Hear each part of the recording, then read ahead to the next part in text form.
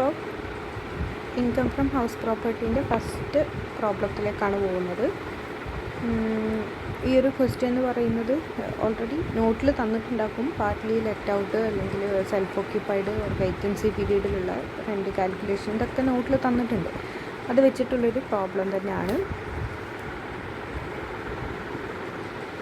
Question: Mr. George has 3 houses. Municipal valuation of these houses are 12,000, 8,000 and 8,000 respectively. അപ്പോൾ 3 houses ആണുള്ളത്. അതായത് more than 2 houses on ചെയ്യുന്ന സമയത്ത് എങ്ങനെയാണ് ട്രീറ്റ്മെൻറ്റ് വരുന്നത് അതിൻ്റെ ഒരു എക്സാമ്പിളാണിത്. അപ്പോൾ അവിടെ പറഞ്ഞിട്ടുണ്ട് നമുക്ക് ഏതെങ്കിലും 2 houses self occupation or unoccupied ആണെന്ന് പറഞ്ഞിട്ട് ട്രീറ്റ് ചെയ്യാം. ആൻഡ് അതർ വൺ എന്ന് പറയുന്നത് ലെറ്റ് ഔട്ട് എന്ന് പറയുന്ന കാറ്റഗറിയിൽ വരും നോർമലി. ഇവിടെ എന്താ പറഞ്ഞിട്ടുള്ളത്? First house is used for self occupation ഇത് പറഞ്ഞിട്ടുണ്ട്. അപ്പോൾ ഫസ്റ്റ് ഹൗസിൻ്റെ ഗ്രോസ് ആനുവൽ വാല്യൂ നില്ലായിരിക്കും. Then second house is treated for second house is used for doing business and of course third house is let out for 600 per month. അപ്പോൾ ഇതിൽ second house എന്ന് പറയുന്നത് business ചെയ്യാനാണ് use ചെയ്തിട്ടുള്ളത്. അത് നമ്മൾ എന്ത് പറഞ്ഞിട്ടുണ്ട്? ബിസിനസ്സിന് വേണ്ടിയിട്ടാണ് യൂസ് ചെയ്തതെങ്കിൽ ഇൻകം ഹൗസ് പ്രോപ്പർട്ടിയിലല്ല ചാർജ് ചെയ്യുക. അത് പോകുന്നത് അടുത്ത ഹെഡായിട്ടുള്ള income from profit and gain from business or profession ഇതിലേക്കാണ് പോകുന്നത്. അടുത്ത ഹെഡിലേക്കായിട്ട് മാറും. അപ്പോൾ അത് നമ്മൾ ഇവിടെ ട്രീറ്റ് ചെയ്യേണ്ട ആവശ്യമില്ല. ആൻഡ് തേർഡ് ഹൗസിൻ്റെ കേസ് പറഞ്ഞിട്ടുള്ളത് അത് 600 പെർ മന്ത് വെച്ചിട്ട് നമ്മൾ എന്ത് ചെയ്തിട്ടുണ്ട്? ലെറ്റ് ഔട്ട് ചെയ്തിട്ടുണ്ട്. 600 പെർ മന്ത് റെൻറ്റ് കിട്ടുന്ന രീതിയിൽ ലെറ്റ് ഔട്ട് ചെയ്തിട്ടുണ്ട്. And 1/4 portion of this house also used by him for self occupation and he receives rent for the let out portion 600 per month. And ഈ let out ചെയ്തിരിക്കുന്ന ഹൗസിൻ്റെ 1/4 portion അയാൾ self occupy ചെയ്യുന്നുണ്ട്. അതായത് 3/4 ഭാഗം മാത്രം ആ ഒരു വീടിൻ്റെ 3/4 പോർഷൻ മാത്രമാണ് അയാൾ റെൻറ്റിന് കൊടുത്തിട്ടുള്ളത്. ബാക്കി 1/4 അയാൾ സെൽഫ് ഓക്യുപ്പേഷൻ ചെയ്യുന്നുണ്ട്. അതായത് അയാൾ താമസിക്കുക ഓർ അൺഒക്യുപ്പൈ ആയിട്ട് നിൽക്കുന്നുണ്ടായിരിക്കാം. അപ്പോൾ ആ 1/4 പോർഷൻ എന്ന് പറയുന്നത് വീണ്ടും നിൽ തന്നെയായിട്ടാണ് വരിക. ബാക്കി 3/4 പോർഷനാണ് നമ്മൾ ടാക്സബിളായിട്ട് മാറുന്നത്. അവിടെ എത്ര നേരത്തെ പറഞ്ഞു? 600 പെർ മന്ത് വെച്ചിട്ടാണ് ആ ഒരു പോർഷൻ അവർക്ക് റെൻറ്റ് കിട്ടുന്നത്. ആൻഡ് മുനിസിപ്പൽ ടാക്സ് എന്ന് പറയുന്നത് 10% ഓഫ് മുനിസിപ്പൽ വാല്യുവേഷൻ 10% മുനിസിപ്പൽ വാല്യുവേഷൻ്റെ 10% ആണ്. ഇനി മുനിസിപ്പൽ വാല്യൂ എന്ന് പറയുന്നത് നമുക്ക് നേരത്തെ ക്വസ്റ്റ്യനിൽ തന്നിട്ടുണ്ട്. 12,000, 8,000 ആൻഡ് 8,000 വെച്ചിട്ടാണ് മുനിസിപ്പൽ വാല്യൂ തരുന്നത്. Then compute his income from house property ഇതാണ് നമുക്ക് കാൽക്കുലേറ്റ് ചെയ്യേണ്ടത്. ഇപ്പോൾ ആൻസർ ചെയ്യുമ്പം ആദ്യം നമ്മൾ പറഞ്ഞു ഫസ്റ്റ് ഹൗസ് എന്ന് പറയുന്നത് സെൽഫ് ഒക്യുപ്പൈഡ് ആണ്. സോ അവിടെ ആനുവൽ വാല്യൂ നില്ലായിരിക്കും. അത് നമുക്ക് കാൽക്കുലേറ്റ് ചെയ്യേണ്ട. ദെൻ സെക്കൻഡ് ഹൗസ് എന്ന് പറയുന്നത് എന്താണ്? യൂസ്ഡ് ഫോർ ബിസിനസ് ആണ്. സോ അതും ഈ ഹെഡിലല്ല വരുന്നത്. PGBP ഹെഡിലേക്കാണ് നമ്മൾ കാൽക്കുലേറ്റ് ചെയ്യേണ്ടത്. ദെൻ തേർഡ് ഹൗസിൻ്റെ കേസോ അവിടെ 3/4 പോർഷനാണ് നമ്മൾ ലെറ്റ് ഔട്ട് ചെയ്തിരിക്കുന്നത്. ബാക്കി 1/4 ഓൺ പർപ്പസിനാണ് യൂസ് ചെയ്യുന്നത്. അപ്പോൾ അതിൻ്റെ വാല്യൂ എന്ന് പറയുന്നത് നില്ലായിരിക്കും. ഇനി ഈ 3/4 വാല്യൂഷൻ എങ്ങനെയാണ് വരിക? നമുക്കിവിടെ തന്നിട്ടുള്ളത് റെൻറ്റ് റിസീവ്ഡ് എത്രയാണ്? 600 പെർ മന്ത് വെച്ചിട്ടാണ് നമുക്ക് റിസീവ് ചെയ്യുന്നത്. ടു 12 മന്തിലേക്കുള്ളത് 7,200 വരും. ആൻഡ് അതിൻ്റെ മുനിസിപ്പൽ ടാക്സ് എന്ന് പറയുന്നത് എത്രയാണ്? 10% ഓഫ് 8,000 നമുക്ക് ഓൾറെഡി ഇവിടെ തന്നിട്ടുള്ള വാല്യൂ ആണ്. അപ്പോൾ മുനിസിപ്പൽ ടാക്സ് കുറച്ച് കഴിഞ്ഞാൽ നമുക്ക് ആനുവൽ വാല്യൂ കിട്ടും. ഞാൻ സ്റ്റാൻഡേർഡ് ഡിഡക്ഷൻ 30%. നമുക്ക് പറഞ്ഞാലും ഇല്ലെങ്കിലൊക്കെ എന്ത് ചെയ്യണം? 30% ആനുവൽ വാല്യൂ ഡിഡക്റ്റ് ചെയ്യണം. ഇൻകം ഫ്രം ഹൗസ് പ്രോപ്പർട്ടി നമുക്ക് എത്രയാണെന്നുള്ളത് കിട്ടും. അപ്പോൾ അവിടെ എന്താണ്? അവിടെ ആകെ നമുക്ക് റെൻ്റായിട്ട് കിട്ടുന്നത് 600 പെർ മന്ത് വെച്ചിട്ടാണ്. ഇത് നമുക്ക് ഇയർലി കൺവേർട്ട് ചെയ്ത് കഴിഞ്ഞാൽ മുനിസിപ്പൽ ടാക്സ് അതൊന്ന് മൈനസ് ചെയ്താൽ നമുക്ക് എന്ത് കിട്ടും? ആൻസർ കിട്ടും. ഓക്കെ. ഇനി അടുത്ത ഒരു പ്രോബ്ലം എന്ന് പറയുന്നത് ഇതുപോലെ തന്നെ 2 ഹൗസ് ഓൺ ചെയ്യുന്നതാണ്. Mister Jayaprakash owns 2 houses. Following information is available with respect to these houses. He let out the first house for yearly rent of 11,000. Okay. Then he paid 1,000 as interest on borrowing. ആദ്യത്തെ house എന്ന് പറയുന്നത് yearly അയാൾക്ക് 11,000 വെച്ചിട്ടാണ് rent കിട്ടുന്നത്. And 1,000 വെച്ചുകൊണ്ടാണ് ഇയാൾ interest payment നടത്തുന്നത്. അതെന്താണ് ഇൻട്രസ്റ്റ് പേയ്മെൻറ്റ് എന്ന് പറയുമ്പോൾ നമുക്ക് ഡിഡക്ഷൻ ക്ലെയിം ചെയ്യാവുന്നതായിട്ടാണ്. Then he paid ₹100 as insurance premium. Then he let out the second house at a monthly rent of 1200. അടുത്ത ഹൗസ് എന്ത് ചെയ്തിട്ടുണ്ട്, അടുത്ത ഹൗസും ഇയാൾ എന്ത് ചെയ്തിരിക്കുകയാണ്, റെൻറ്റിന് കൊടുത്തിരിക്കുകയാണ് 1200 വെച്ചിട്ട്.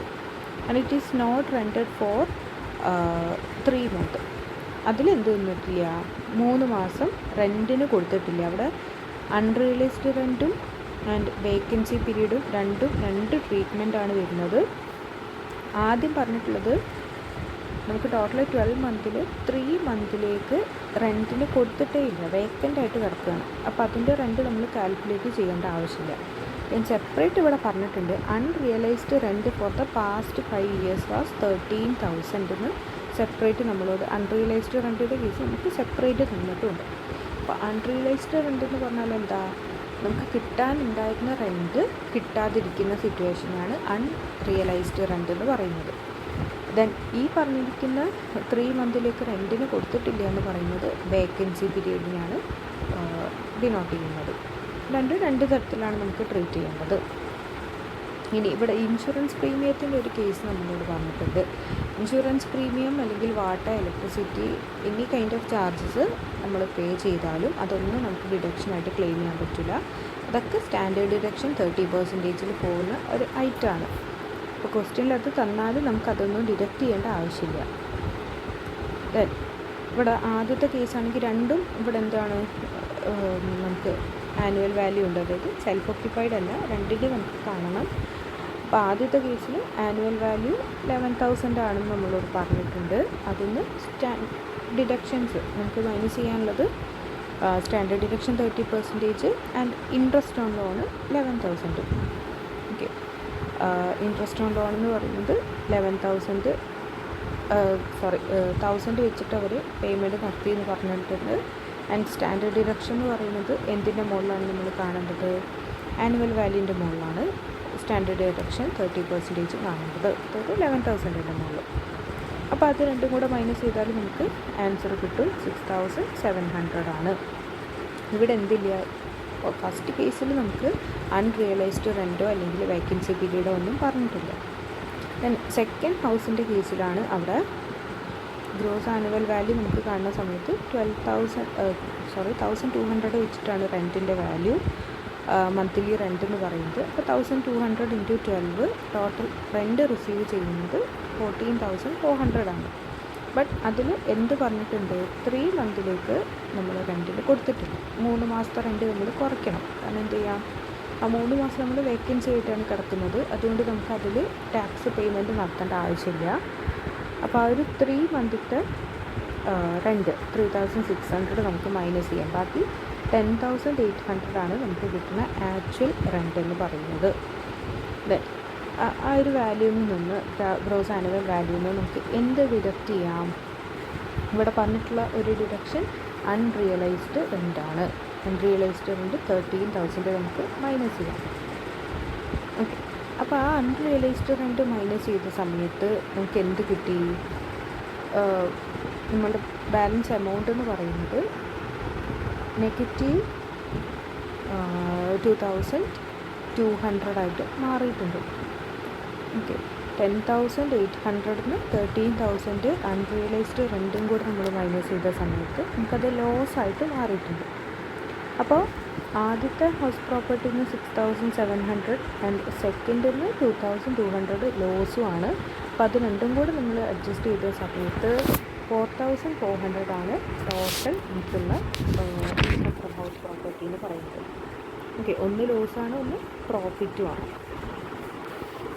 ഓക്കെ, ഈ കേസിൽ സെക്കൻഡ് ഹൗസിൻ്റെ കേസിൽ നമുക്ക് സ്റ്റാൻഡേർഡ് ഡിഡക്ഷൻ്റെ കാര്യങ്ങളൊന്നും മൈനസ് ചെയ്യേണ്ട കാര്യമില്ല. സ്റ്റാൻഡേർഡ് ഡിഡക്ഷൻ എപ്പം മാത്രം മൈനസ് ചെയ്താൽ മതി, പോസിറ്റീവായിട്ടുള്ളൊരു വാല്യൂ നമുക്ക് ആനുവൽ വാല്യൂ കിട്ടുന്ന സമയത്ത് മാത്രമേ സ്റ്റാൻഡേർഡ് ഡിഡക്ഷൻ മൈനസ് ചെയ്യേണ്ട കാര്യമുള്ളൂ.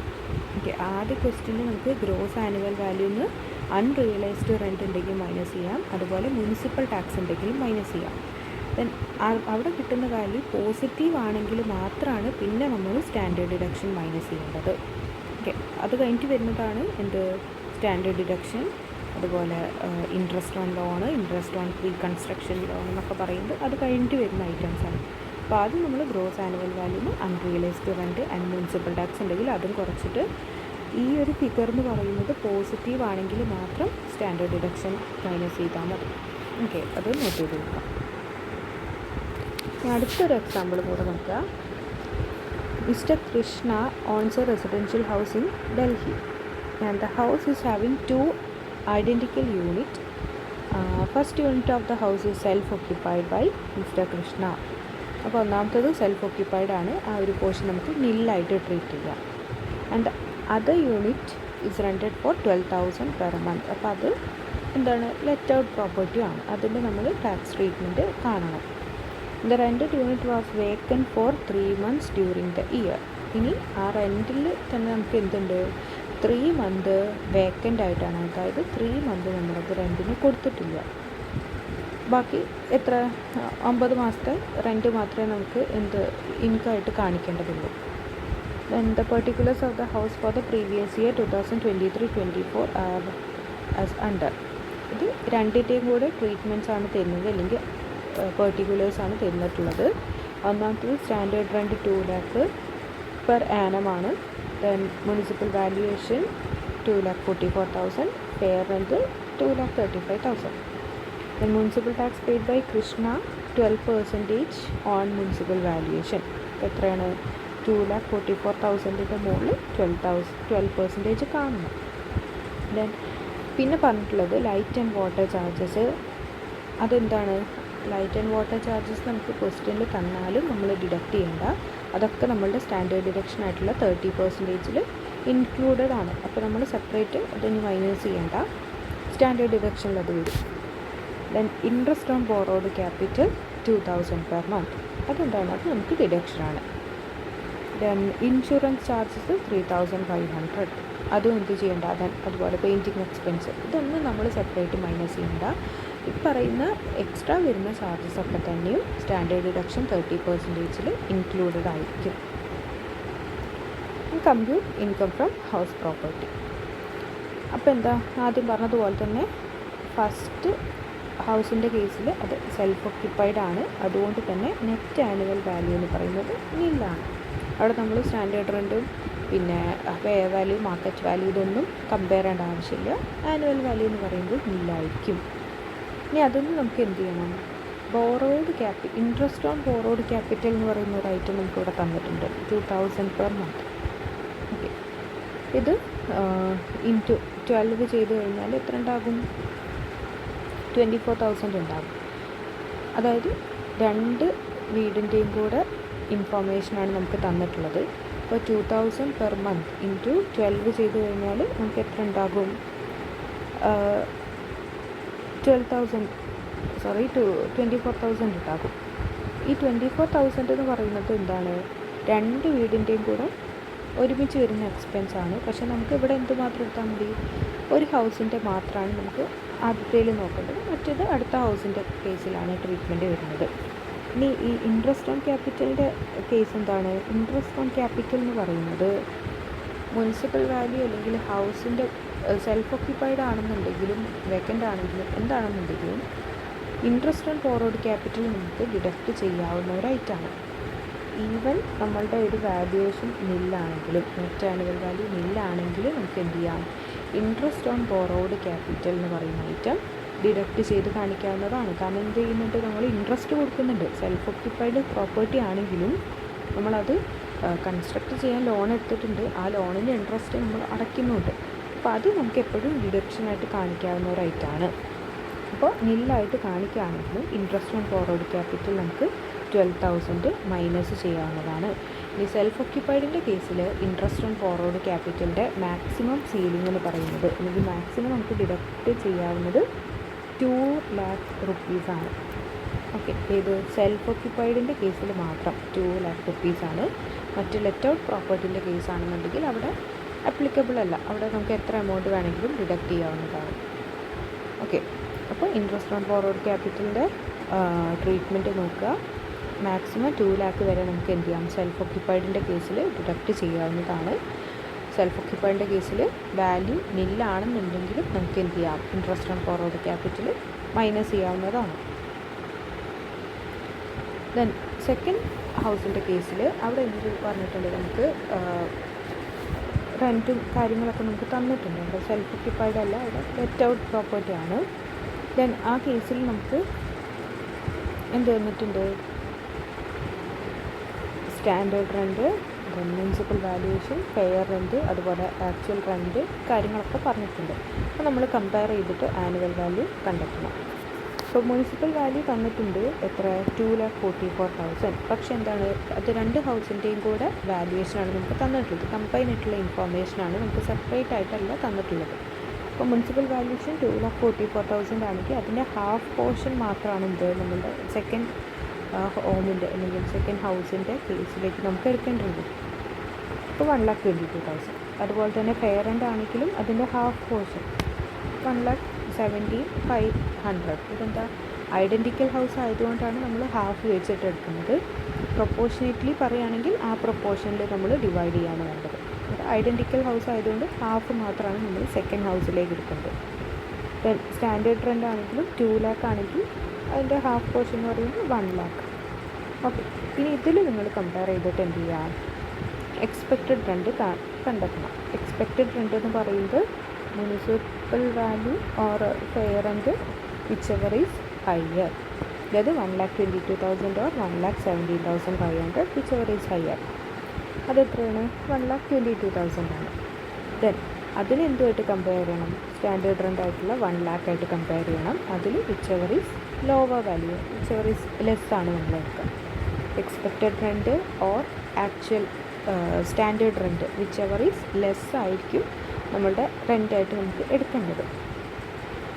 ഓക്കെ, അപ്പോൾ അതിൽ നേരത്തെ പറഞ്ഞിട്ടുള്ള higher value 1,22,000 and standard rent 1 lakh, which ever is lower എന്ന് പറയുമ്പോൾ 1 lakh തന്നെയാണ്. അപ്പോൾ ഈ 1 lakh ആണ് നമ്മളുടെ കേസിൽ എക്സ്പെക്റ്റഡ് ആയിട്ട് വരുന്നത്.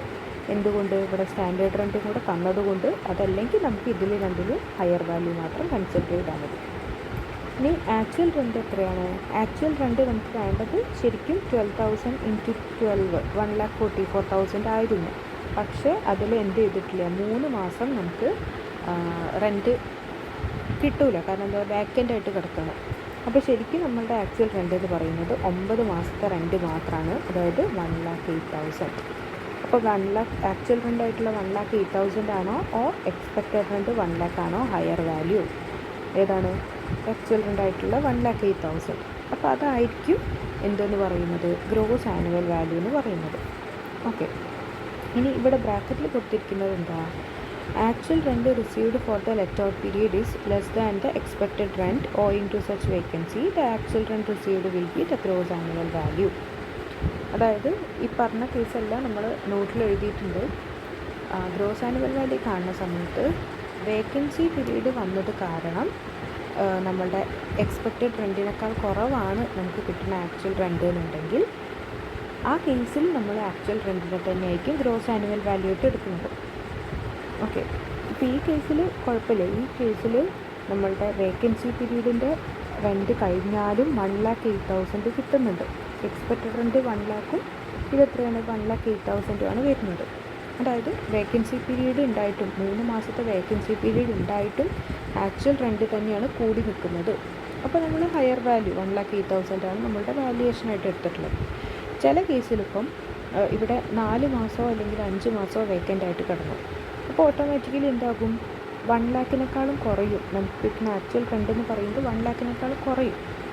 എന്തുകൊണ്ട് മാത്രം, അവിടെ വേക്കൻസി പീരീഡ് വന്നതുകൊണ്ട് 5 മാസം ഈ ഒരു ഹൗസ് വേക്കൻ്റ് ആയതുകൊണ്ട് മാത്രം ആക്ച്വൽ റെൻറ്റ് കുറയുന്ന സിറ്റുവേഷൻസ് ഉണ്ടാവും.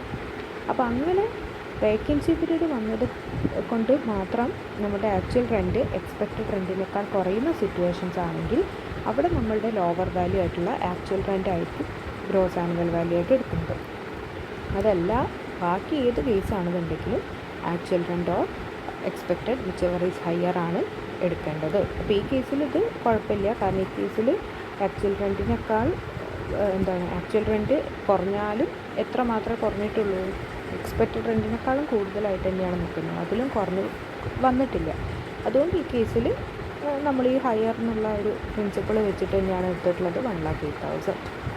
ഓക്കെ, അപ്പോൾ അതൊന്ന് നോട്ട് ചെയ്ത് വെക്കുക. എല്ലാ ക്വസ്റ്റ്യനും കിട്ടുമ്പോൾ അതും കൂടി ഒന്ന് കൺസിഡർ ചെയ്യാം. ദെൻ ബാക്കി നമുക്ക് സാധാരണ ചെയ്യുന്നത് പോലെ തന്നെ ഗ്രോസ് ആനുവൽ വാല്യൂ കിട്ടിക്കഴിഞ്ഞാൽ അതൊന്ന് മുനിസിപ്പൽ ടാക്സ് കുറയ്ക്കുക. മുനിസിപ്പൽ ടാക്സ് നമ്മളോട് പറഞ്ഞിട്ടുണ്ട്. മുനിസിപ്പൽ വാല്യുവേഷനായിട്ടുള്ള ഇപ്പോൾ കണ്ടുവച്ചിട്ടുള്ള 1,22,000 മുകളിൽ 12% ആണ്. അത് കുറച്ചാൽ നമുക്ക് ആനുവൽ വാല്യൂ കിട്ടി. ദെൻ ആനുവൽ വാല്യൂന്ന് ഇവിടെ നമുക്ക് അൺറിയലൈസ്ഡ് റെൻ്റ് ഒന്നും പറഞ്ഞിട്ടില്ല. ആനുവൽ വാല്യൂന്ന് നമുക്ക് എന്ത് ചെയ്യാം, സ്റ്റാൻഡേർഡ് ഡിഡക്ഷൻ കുറയ്ക്കാം. സ്റ്റാൻഡേർഡ് ഡിഡക്ഷൻ 30% കുറച്ചു. അപ്പോൾ നമുക്ക് ആനുവൽ വാല്യൂ കിട്ടി. ദെൻ നമുക്ക് കമ്പൈൻ ചെയ്തിട്ട് ഒരുമിച്ച് കുറച്ചാലും മതി. ആനുവൽ വാല്യൂന്ന് സ്റ്റാൻഡേർഡ് ഡിഡക്ഷനും അതുപോലെ തന്നെ ഇൻട്രസ്റ്റ് ഓൺ ബോറോഡ് ക്യാപിറ്റലും കുറയ്ക്കാം. ഇൻട്രസ്റ്റ് ഓൺ ബോറോഡ് ക്യാപിറ്റൽ 12,000 എടുത്തത് എന്താ, ടോട്ടൽ 2,000 പെർ മന്താണ് നമുക്ക് ക്വസ്റ്റ്യനിൽ തന്നിട്ടുള്ളത്. 2,000 × 12 ചെയ്താൽ എന്ത് കിട്ടും, 24,000 കിട്ടും. അതിൻ്റെ 12,000 ഓൾറെഡി നമ്മൾ സെൽഫ് ഓക്യുപ്പൈഡിലേക്ക് എടുത്തിട്ടുണ്ട്, ഹാഫ് പോർഷൻ. ബാക്കി 12,000 ആണിത്, ഹാഫ് പോർഷൻ. അത് നമ്മൾ ഇവിടെയും മൈനസ് ചെയ്തു. അപ്പോൾ നമുക്ക് income from house property second ഹൗസിൻ്റെത് കിട്ടി. ഇനി രണ്ടും കൂടെ കമ്പൈൻ ചെയ്യുമ്പോൾ ഇത് പോസിറ്റീവാണ് കിട്ടിയിട്ടുള്ളത്, അതുപോലെ ഇവിടെ നെഗറ്റീവാണ് കിട്ടിയിട്ടുള്ളത്. അപ്പോൾ അത് രണ്ടും കൂടെ അഡ്ജസ്റ്റ് ചെയ്താൽ 41,352 ആണ് ഫൈനൽ ആൻസറായിട്ട് വരുന്നത്. അപ്പോൾ ഇതിൽ നോക്കുന്ന സമയത്ത് ഈ ഒരു പ്രിൻസിപ്പിൾ മനസ്സിലാക്കാൻ വേണ്ടിയിട്ട് ഇൻക്ലൂഡ് ചെയ്തതാണ് ഈ ഒരു എക്സാമ്പിൾ. ഇവിടെ എന്താ ചെയ്തിട്ടുള്ളത്, ആക്ച്വൽ റെൻറ്റ് നമ്മൾ കാൽക്കുലേറ്റ് ചെയ്യുന്ന സമയത്ത് വേക്കൻസി പീരീഡ് ഉണ്ടോ എന്ന് നോക്കുക. വേക്കൻസി പീരീഡ് ഉണ്ടെങ്കിൽ ആ വേക്കൻസി പീരീഡിലത്തെ റെൻറ്റ് കുറച്ചാൽ നമുക്ക് കിട്ടുന്ന ആക്ച്വൽ റെൻറ്റ് എത്രയാണെന്ന് നോക്കുക. അതിനെയും എക്സ്പെക്റ്റഡ് റെൻറ്റിനായിട്ട് കമ്പയർ ചെയ്യാം. വേക്കൻസി പീരീഡ് വന്നതുകൊണ്ട് മാത്രം ഈ ഒരു ആക്ച്വൽ റെൻറ്റ് എക്സ്പെക്റ്റഡിനേക്കാൾ കുറഞ്ഞു പോയി എന്നുണ്ടെങ്കിൽ ആ എക്സ്പെക്റ്റഡ് റെൻറ്റിനേക്കാൾ കുറഞ്ഞ എമൗണ്ട് എത്രയാണോ ആക്ച്വൽ റെൻറ്റ് ആയിരിക്കും നമ്മളുടെ ഗ്രോസ് ആനുവൽ വാല്യൂ ആയിട്ട് എടുക്കുന്നത്. അതല്ലാത്ത എല്ലാ കേസിലും നമ്മൾ എന്താ ചെയ്യുക, actual rent or expected which ever is higher അതായിരിക്കും നമ്മളുടെ ഗ്രോസ് ആനുവൽ വാല്യൂ. ഓക്കെ, അപ്പോൾ അത്രയാണ് ക്വസ്റ്റ്യൻ ആൻഡ് ആൻസർ. ഒരു 2-3 ക്വസ്റ്റ്യൻസ് വന്നിട്ടുള്ളത്. ഓരോന്നിലും ഓരോരോ ഐറ്റംസ് ട്രീറ്റ് ചെയ്യുന്നതിൽ ഡിഫറൻസസ് ഉണ്ട്. അപ്പോൾ ഓരോ കേസിലും പുതിയതായിട്ട് വരുന്ന അഡ്ജസ്റ്റ്മെൻറ്റ് എന്താണോ അത് നോക്കിയിട്ട് പഠിച്ചു വെക്കാം.